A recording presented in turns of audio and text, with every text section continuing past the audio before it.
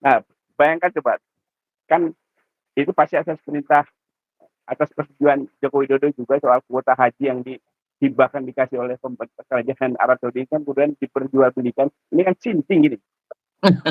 Kerajaan Saudi itu baik hati kepada bangsa Indonesia yang mau menunaikan ibadah haji karena kemarin kan COVID itu dikasih jatah lebih. Ya. Jatah lebih itu dijual, dikorupsi. Ini kan saya yakin 100% ini atas persetujuan presiden. Menteri Agama Oke. melakukan itu. Nah, jadi dari kasus ini kalau diselidiki kan jelas ada nih. Kemudian soal bukan hanya itu sebetulnya kejahatan yang kita lihat dari apa yang dilakukan oleh Joko Widodo itu soal HAM juga dia harus bertanggung jawab. Artinya begini, pertama kan presiden harus bertanggung jawab terhadap bocornya APBN, utang-utang yang besar itu. Kemudian yang dia tadinya ngomong soal kereta cepat misalnya, tidak akan memakai APBN, ternyata memakai. Kan berarti rakyat dirugikan nih. Ya. Kemudian IKN tidak akan membebani APBN, ternyata membebani. Nah, uang itu kan uang rakyat, dia harus bertanggung jawab. Kemudian satu lagi yang paling mencolok itu soal infrastruktur. Berapa biaya dana uang kita yang dipakai untuk infrastruktur? Kan sekitar 2.000 triliun tuh. Iya, betul. Nah, pertanyaan saya itu adalah kalau negara mengeluarkan uang 2.000 triliun untuk infrastruktur, apakah dipakai 2.000 triliunnya itu untuk dipakai infrastruktur? Biasanya sih enggak. Nah, biasanya kan ya, minimal kan 30% tuh. Betul. Minimal itu. Nah, jadi kebocoran ini siapa yang harus bertanggung jawab? Ya presiden. Bahwa dia menerima uang atau tidak itu lain soal, tapi dia harus bertanggung jawab atas keamanan uang rakyat yang 2.000 triliun itu. Itu dari sisi korupsinya udah bisa dikejar lah, gampang lah itu. Kemudian soal pelanggaran HAM, dia presiden Joko Widodo harus bertanggung jawab atas tewasnya peristiwa santrinya Habib Rizik di KM 50 satu. Ya. Kemudian dia harus bertanggung jawab terhadap tewasnya lebih dari 800 orang anggota KPBU tahun 2019. Kemudian dia juga harus bertanggung jawab atas kematian hampir 200 orang di Kanjuruhan. Dan banyak lagi pelanggaran persoalan-persoalan lain yang soal HAM itu presiden harus bertanggung jawab. Nah, kemudian kejahatan terhadap demokrasi. Dia harus bertanggung jawab juga terhadap kerusakan pemilu tahun 2019.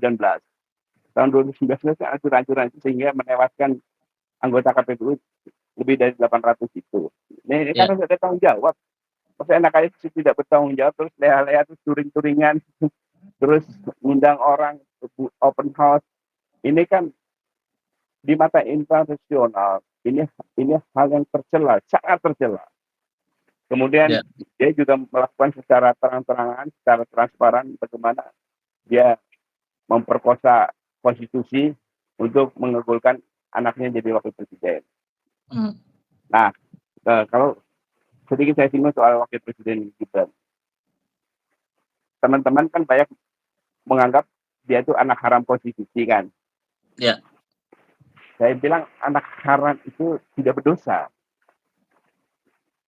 Ya kan itu. Di dalam hukum kita kan Islam itu anak haram itu tidak berdosa. Yang berdosa itu ada bapaknya. Yang harus dirajam itu kan yang memperkosa konstitusinya. Kan itu.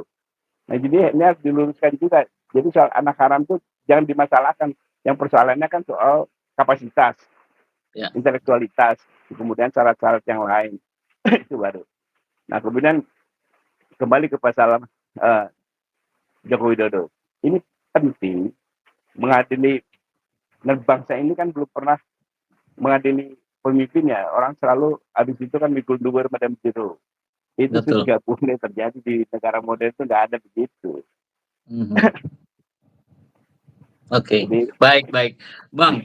Tapi yang menarik adalah dengan runtutan tadi yang sudah disampaikan oleh Bang Adi tentang dugaan-dugaan pelanggaran yang begitu banyak telah dilakukan oleh mantan Presiden Joko Widodo. Nah, sebagai mantan jubir presiden nih Bang, apa Abang tahu bagaimana sistem istana itu bekerja gitu? Artinya, apakah ini Jokowi ini hanya pelaku atau bagian dari perancang dari dugaan pelanggaran-pelanggaran itu, Bang? Pertama minimal dia tahu. Oke.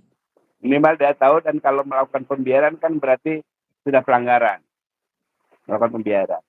Nah, Ya. apalagi di banyak kasus kan dia penggagasnya itu.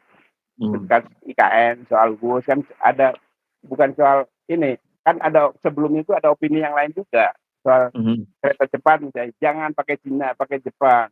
Enggak, ini lebih murah. Tidak membebani APBN. Soal IKN juga kaji ulang. Tapi kan dia memaksakan diri. Nah, jadi risiko pemimpin itu, siapapun yang punya gagasan, dia tetap penanggung jawab utamanya.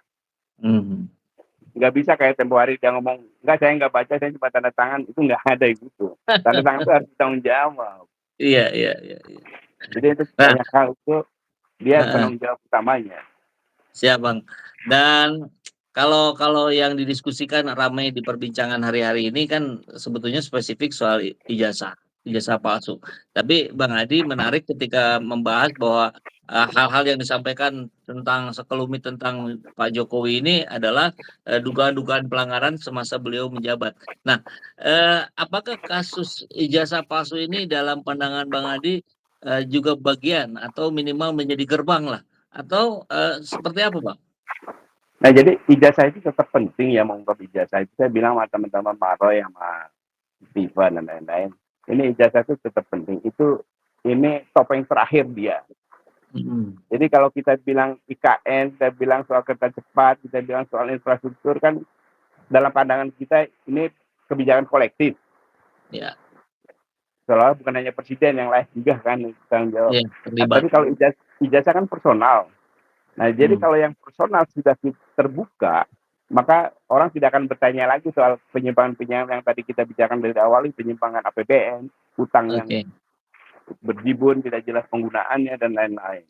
Jadi konsep ijazah itu pada ini tetap, tetapi kita tidak boleh konsentrasi soal ijazah. Nah, persoalannya kan sebagian politisi yang berkuasa itu merasa risih kalau menghadiri bekas presiden. Ya. Saya bilang bangsa ini penting untuk menjelaskan bahwa hukum itu ada.